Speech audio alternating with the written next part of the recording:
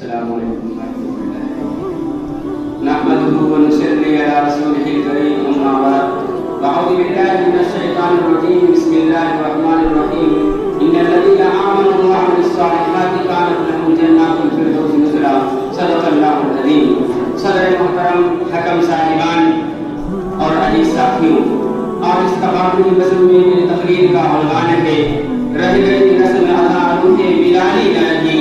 رہ گئی رسم ادا روح بلالی نہ رہی، فلسفہ رہ گیا تلقین غزالی نہ رہی۔ عزیز ساتھیوں،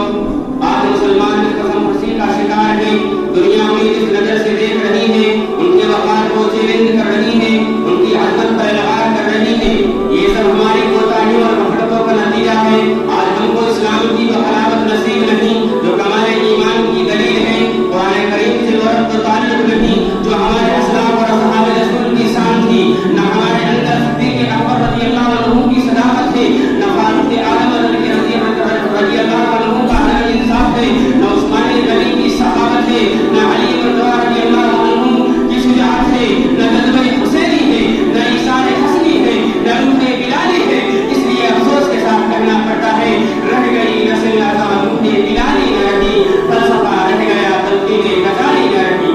عزیز ساتھیوں، بشر تو وہ ہوتا ہے کہ فرد جہل میں ٹھوکر مارے تو زلزلہ میں کانپتی ہوئی زمین پرسکون ہو جائے، وہ پیغام دے تو ہمارے عبادت کرتی ہے، وہ خط لکھتا ہے تو دریا کی موجیں تعمیر کرتی ہے، وہ سرو سرود ہو تو دھرتی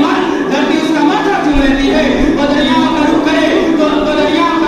موجیں راستہ بنا لیتی ہے، وہ جنگلوں کی طرف جاتا ہے تو درندے حکم بجا لاتے ہیں۔ یہ کوئی افسانے نہیں بلکہ تاریخ کے مبنی بر حقیقت واقعات ہیں۔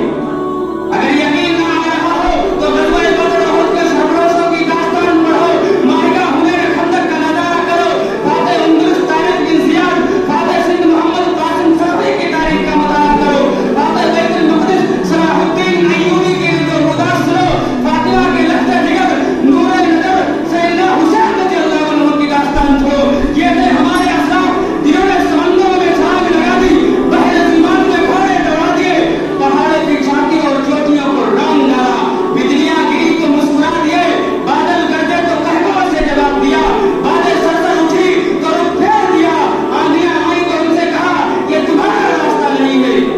مگر آج انسانیت سسک رہی ہے،